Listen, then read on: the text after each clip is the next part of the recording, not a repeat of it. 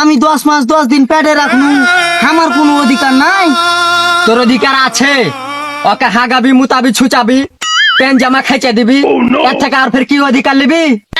তুই জন্ম দিয়েছিস, ভেজাল মিটে গেছে।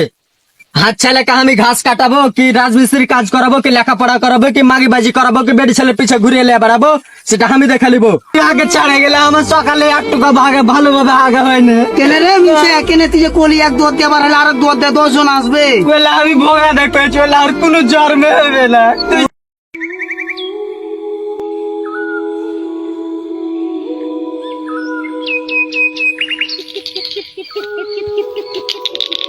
কই রে বেটা সুখা?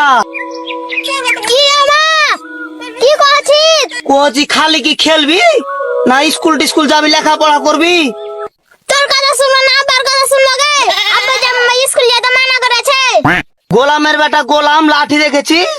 লাঠি চাইলে মারবো। স্কুল হাট। যাচ্ছি গে মা, যাচ্ছি, এখন স্কুল যাচ্ছি।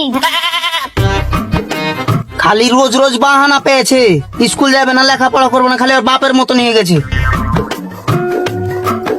শালা যে গরম পড়ছে, গরমে যে কি যে করবো, শালা আচে দেয় না গরম, তল দিক ভিজা লচপেচা হয়ে গেছে।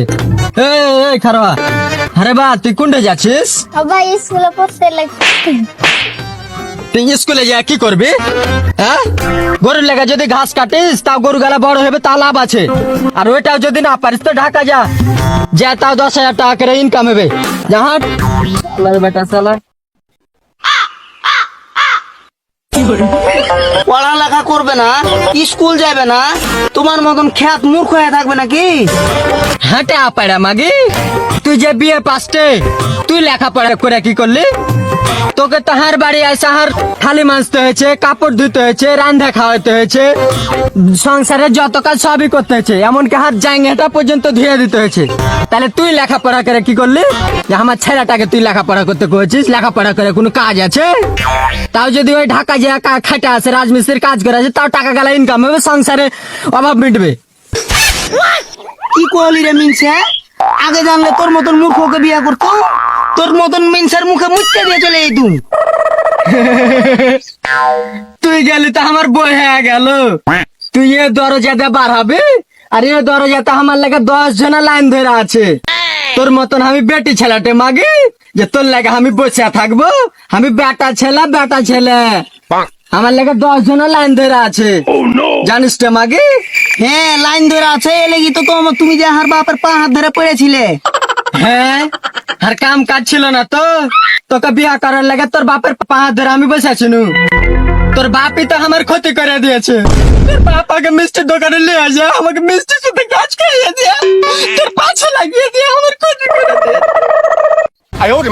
তোমার মতো মূর্খর সাথে আমি ঘ্যানার করতে পারবো না, মুখের কথা নষ্ট করতে পারবো না। তুমি আগে স্কুলে যেতে দিবে কি দিবা না সেটা কহো। দিব নাটে মাগে হাত ছেলেকে স্কুল যেতে। তুই কি কহছিস কহা? কি কইলা তুমি? তোমার ছেলে আমি 10 মাস 10 দিন পেটে রাখলু, আমার কোনো অধিকার নাই? তোর অধিকার আছে। ওকে হাগাবি, মুতাবি, ছুচাবি, প্যান্ট জামা খাইচা দিবি, এর থেকে আর ফের কি অধিকার নিবি? তুই জন্ম দিয়েছিস, ভেজাল মিটে গেছে। হাত ছেলেকে আমি ঘাস কাটাবো, কি রাজমিস্ত্রি কাজ করাবো, কি লেখাপড়া করাবো, কি মাগিবাজি করাবো, কি বেটি ছেলে পিছে ঘুরিয়ে এলে বেড়াবো, সেটা আমি দেখে নিবো।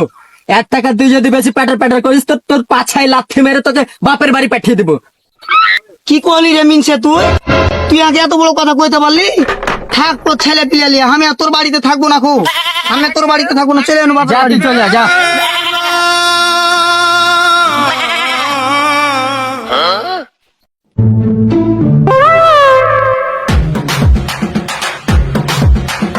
না সকিনা, তুই আগে ছেড়ে যাস না, তোকে ছাড়া আমি বাঁচবো না উঠ সকিনা। মিনছে উঠ। না না না, আমি উঠবো না। তুই আগে ছাড়ে গেলে আমার সকালে একটুকু ভালোভাবে আগা হয় না। কেনে রে মিনছে, কেনে তুই যে কলি এক দুয়ার দিয়ে বাড়ালে আর দুয়ার দিয়ে 10 জন আসবে। বলে আমি ভোগা দেখতে চলে আর কোনো জন্মে হবে না, তুই ছাড়া আর কেউ নাই সকিনা। উঠ মিনছে উঠ। তাহলে যেটা কবো সেটা শুনবি, হ্যাঁ শুনবো। হাত ছেলেকে লেখাপড়া করাবি, করাবো। যেটা কবো সেটা শুনে কথা শুনে কান ধরে উঠ বস করে তুই সবকিছু করবি।